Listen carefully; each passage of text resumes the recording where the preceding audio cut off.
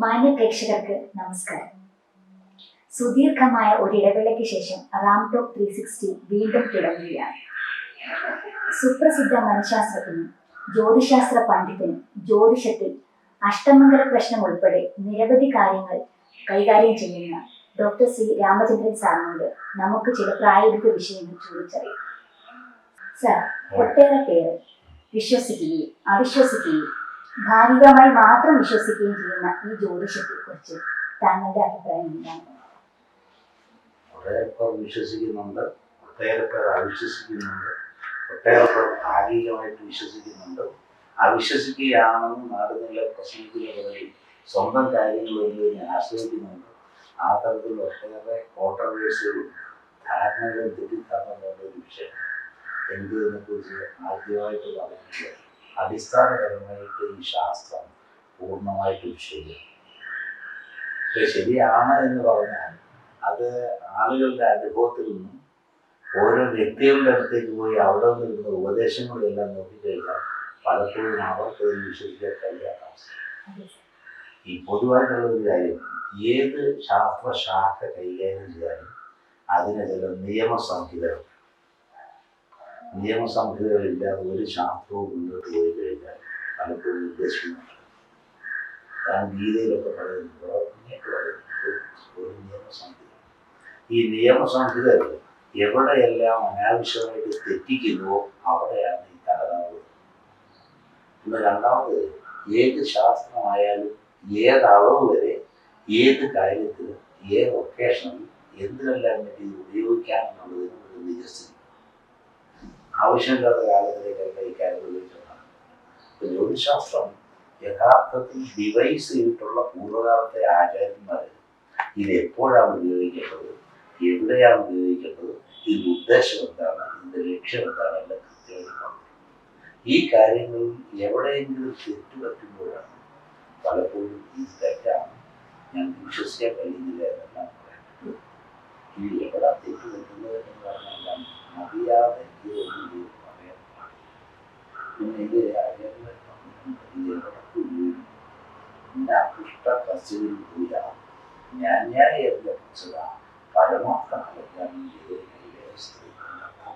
ഒരാൾ വളരെ അത്യാവശ്യമായിട്ട് ചോദിക്കാതെ ഒരു കാര്യവും പറയരുത്. രണ്ടാമത്, ഇത് മനുഷ്യന്റെ അധ്വാനത്തിന് പകരമുള്ളതല്ല. ഒരേ തരത്തിലുള്ള അധ്വാനം പല ആളുകൾ ചെയ്യുമ്പോൾ പല റിസൾട്ടുകളാണ്. ചിലർക്ക് അനുഭവമൊന്നും വളരെ കുറവായിരിക്കും. ആ തരത്തിൽ ഭൗതിക ശാസ്ത്രം കൊണ്ട് നമുക്ക് കൃത്യമായി തൃപ്തികരമായി കാരണങ്ങൾ കണ്ടെത്താൻ കഴിയാത്ത വിഷയങ്ങൾ കൈകാര്യം ചെയ്യുന്നു. ഇനി ഇന്ന് നിയമസഭയിൽ അത് നോക്കിയാൽ എന്താണ്? അതിന് ആദ്യം പ്രധാനമായിട്ടുണ്ട് ലോകത്ത് സർവ്വചരാചരങ്ങൾക്കും അവരുടെ ജീവിതത്തിനും പോക്കിനും വരവും എല്ലാത്തിനും ഒരു സ്ക്രിപ്റ്റ് അല്ലെങ്കിൽ ഒരു ഫോർമുലയാണ്. ലോകത്ത് ഫോർമുല ഇല്ലാതെ ഒരു കാര്യമാണ്. രണ്ടാമത്, ഇതൊരു സാമ്പ്രദായിക ശാസ്ത്രം. ഈ രണ്ടു തരം ശാസ്ത്രങ്ങൾ ഫിസിക്കൽ സയൻസ് അല്ലെങ്കിൽ ഭൗതിക ശാസ്ത്രം, രണ്ടാമത് സോഷ്യൽ സയൻസ് അല്ലെങ്കിൽ സാമൂഹിക ശാസ്ത്രം. ഫിസിക്കൽ സയൻസ് എന്ന് പറയുന്നതാണ് ഫിസിക്സ്, കെമിസ്ട്രി, ബയോളജി, മാത്തമാറ്റിക്സ്. അതിൻ്റെ എല്ലാ ഫോർമുലകളും വളരെ കൃത്യമായിട്ടുണ്ട്. നമുക്കത് വേഗം തെളിയിക്കാൻ പറ്റും. Hydrogen combines with oxygen to form water. ഒരു പ്രയാസമില്ല. Under the same conditions of temperature and pressure നമ്മൾ നേരെ ഒരു ലാബറട്ടറിയിൽ പോയി ഒരാൾ അസാധാരണമായ വേഷവിധാനങ്ങളോടുകൂടി ഇരുന്നാലും അല്ലെങ്കിൽ ഒരാൾ കരഞ്ഞുകൊണ്ട് ചെയ്താലും ചിരിച്ചുകൊണ്ട് ചെയ്താലും ഈ ഫിസിക്കൽ കണ്ടീഷൻ സാറ്റിസ്ഫൈ ചെയ്താൽ ദ റിസൾട്ട് ഈസ് ഡിസ്ക്രീറ്റ്. യാതൊരു സംശയമില്ല. പക്ഷെ സാമൂഹ്യ ശാസ്ത്രം അങ്ങനെയല്ല. പക്ഷെ അതുകൊണ്ട് സാമൂഹ്യ ശാസ്ത്രത്തിന് ഫോർമുല ഇല്ലെന്ന് പറയാറുണ്ട്. അതിൻ്റെ ഫ്രീക്വൻസി ഉള്ളത്. അപ്പോൾ ഈ ഫോർമുല എന്ന് പറയുമ്പോൾ ഒരാളിൻ്റെ ഒരു സ്ക്രിപ്റ്റ്, അതാണ് ഇത്. അപ്പോൾ സ്ക്രിപ്റ്റ് ഭംഗിയായിട്ട് മനസ്സിലാക്കി അതിനകത്ത് എത്രത്തോളം റിലേ ചെയ്യാം എന്നുകൂടി അറിയാൻ വേണ്ടിയാണ് ഇതിനെ ഒരു പ്രാക്ടീസ് ചെയ്ത് തുടങ്ങുമ്പോൾ ഒരു ഗുരുപദേശം വേണം. This is A science of exceptions. ഇതിനകത്ത് എല്ലാ നിയമങ്ങളും കയറി ഉപയോഗിച്ചാൽ ഒരു കല്യാണം നടത്താൻ പറ്റാതെ വലിയ ഈ ശാസ്ത്രീയ സ്ഥാപനങ്ങളിലെ ശാസ്ത്രജ്ഞന്മാരെല്ലാം അസ്ട്രോണമിയുടെ നിയമങ്ങൾ ഉപയോഗിച്ച് അസ്ട്രോളജി കൈകാര്യം ചെയ്തു. അസ്ട്രോണമിയുടെ നിയമങ്ങൾ എന്ന് പറഞ്ഞാൽ ഡിസ്ക്രീറ്റ്, അത് മനുഷ്യരിലേക്ക് ഉപയോഗിക്കണമെങ്കിൽ അത് സിമുലേഷൻ ടെക്നിക്ക്.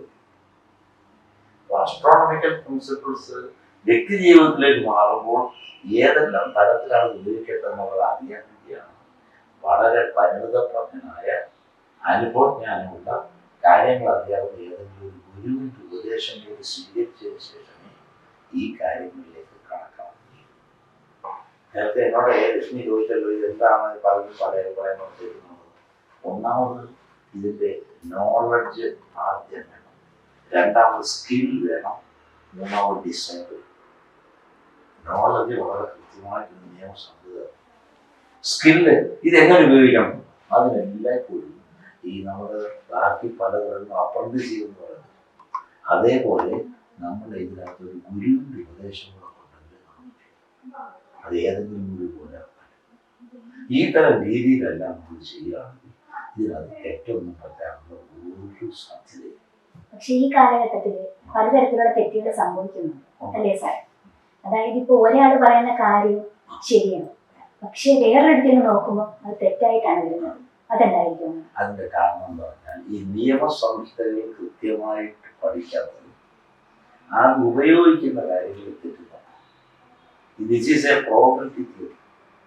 ഇത് സാധ്യതകളുടെ ശാസ്ത്രം. പല 100% ശരിയാണെന്ന് പറയാൻ ഒരിക്കലും. അതിൻ്റെ സാധ്യതകളുടെ ശാസ്ത്രം എന്ന് പറഞ്ഞാൽ ഇതിൻ്റെ പ്രിൻസിപ്പിൾ ഈ പ്രപഞ്ചത്തിലെ ഓരോ നിമിഷവും അന്യൂനമാണ്. അതിനി ഒരിക്കലും ആവില്ല. കാരണം ഈ സോളാർ സിസ്റ്റത്തിൻ്റെ നടുക്ക് സൂര്യൻ നിന്നുകൊണ്ട് ഓരോ പ്ലാനറ്റിനും പ്രത്യേകമായ ഒരു പഥവും റൂട്ടും ഒരു വേഗതയും എല്ലാം തീരുമാനിച്ചിട്ടുണ്ട്. അത് ഒരെണ്ണം പോലും വെറുതെ ഇരിക്കുന്നില്ല. Everything is moving with a specific speed and specific dimensions. അത് ഓരോ നിമിഷവും ഇവരുടെ എല്ലാം ആപേക്ഷികമായ സ്ഥാനം മാറിയിട്ടുണ്ട്. ഇതെല്ലാം ആവർത്തിക്കാം ഓരോന്നിൻ്റെ സ്ഥലം, പക്ഷേ ആപേക്ഷികമായ സ്ഥാനം മാറിക്കൊണ്ട് ഈ ആപേക്ഷികമായ സ്ഥാനം ഒരു സെക്കൻഡിലും മാറിക്കൊണ്ട്. അതുകൊണ്ടാണ് ഒരിക്കൽ ഉണ്ടായ ഒരു നിമിഷം ഇത് ഒരിക്കലും ആവർത്തിക്കും. അതാണ് ഈ പ്രപഞ്ചത്തിൻ്റെ ഡൈവേഴ്സിറ്റിയുടെ യഥാർത്ഥം. ഇത് കൃത്യമായി കണ്ടെത്തി ഏതളവ് വരെ ഇത് ചെയ്യണം എന്ന് മനസ്സിലാക്കി ചെയ്താൽ ഇതിനകത്ത് പറ്റത്തില്ല. ഇവിടെ പലരും ചെയ്യുന്ന ഒരു കുഴപ്പമെന്ന് പറഞ്ഞാൽ human effort you cannot under estimate. മനുഷ്യന്റെ എഫർട്ടിനെ സഹായിക്കാൻ വേണ്ടിയാണ് ഇതുകൊണ്ട് ഉപയോഗിക്കുന്നത്. ഇത് ഭീതിയുടെ നിലനിൽ നിർത്താനും വരട്ടാനൊന്നും അത് ഉപയോഗിക്കുന്നത്. അങ്ങനെ തെറ്റുപറ്റുന്ന യാതൊരു കാര്യമില്ല. ഞാൻ ഒരുപാട് വർഷങ്ങളായിട്ട് ഈ പ്രോഗ്രാംസ് ഒക്കെ പലപ്പോഴും നടത്തിയിട്ടുണ്ട്. പല ചോദ്യങ്ങൾ ചോദിക്കാനും മറുപടി ഇതൊന്നും ആവശ്യമില്ലാത്ത കാര്യങ്ങളിലേക്ക് പോകാതിരുന്നാൽ യാതൊരു കുഴപ്പമില്ല. ഇപ്പൊ പരസ്യങ്ങളൊക്കെ ഉണ്ടല്ലേ, ഇന്നവനെ വിളിക്കൂ രക്ഷോടൂ. അതേപോലെ യൂട്യൂബിനകത്ത് കാണുന്നില്ലേ, വ്യാഴം അങ്ങോട്ട് മാറുന്നുണ്ട്, ഇനി 10 മണിക്ക് നാളുകാർ ആകാശത്തുള്ള പറക്കാം. ഇതൊക്കെ അസംബന്ധം പറയുന്നതാണ്. സർ, അടുത്തായിട്ട് എനിക്ക് ചോദിക്കാനുള്ളത്, ഈ പെൺകുട്ടികളുടെ വിവാഹാലോചന സമയത്ത് അല്ലെങ്കിൽ ആൺകുട്ടികളുടെ വിവാഹാലോചന സമയത്ത് മാതാപിതാക്കൾ ജ്യോതിഷിയെ എടുത്ത് സമീപിക്കുമ്പോൾ അവർ പറയും ഇത്ര സമയത്തിനുള്ളിൽ ആ കുട്ടിയുടെ കല്യാണം നടന്നില്ലെങ്കിൽ ആ കുട്ടിക്ക് കല്യാണ ഭാഗ്യം ഉണ്ടാവില്ല എന്ന്, അല്ലെങ്കിൽ ഇന്ന സമയത്തിന് മുമ്പ് അവരുടെ കല്യാണം നടത്തിയിരിക്കണം എന്ന് പലരും പറയുന്നു. അതിനെപ്പറ്റി താങ്കളുടെ അഭിപ്രായം? ഇത് വളരെ കറക്റ്റാണ്. ഇത് ലക്ഷ്മി ചോദിച്ചത്. അതുപോലെ ഇത്ര മാസം എനിക്ക് ഒരുപാട് എക്സ്പീരിയൻസ് ഒക്കെ. ഇത് ഈ പ്രായോഗികമായിട്ട് സാമാന്യ ജനങ്ങൾ ഏറ്റവും കൂടുതൽ ആശ്രയിക്കുന്നത് ഈ ഒരു വിവാഹ പൊരുത്ത വിഷയം. അപ്പൊ അത് ലാഭബുദ്ധിയോടെ കൈകാര്യം ചെയ്തത് ശരിയല്ല. ഇതിന് ആചാര്യന്മാർ വളരെ കോൺസ്പിക്യസ് ആയിട്ട് പ്രിസൈസ് ആയിട്ട് പ്രായോഗികമായിട്ടുള്ള ഒരുപാട് നിയമങ്ങളുണ്ടായിരുന്നു. നമുക്കതൊരു എപ്പിസോഡ് ആ കാര്യം മാത്രം വളരെ വിശദമായിട്ട് ചർച്ച ചെയ്യും. ഞാൻ സത്യത്തിൽ അങ്ങനെ ഒരു ബുക്ക്ലെറ്റ് വരെ ഉണ്ടാക്കി പലരും കൊടുത്തു. വിവാഹം പൊരുത്താൻ വിലയിരുത്തുന്നില്ല.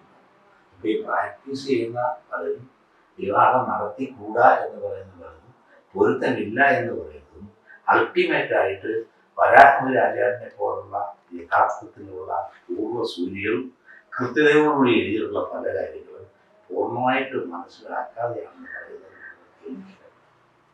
നമുക്കത് തീർച്ചയായിട്ടും അടുത്തൊരു എപ്പിസോഡിൽ ചർച്ച ചെയ്യാം. നന്ദി, നമസ്കാരം.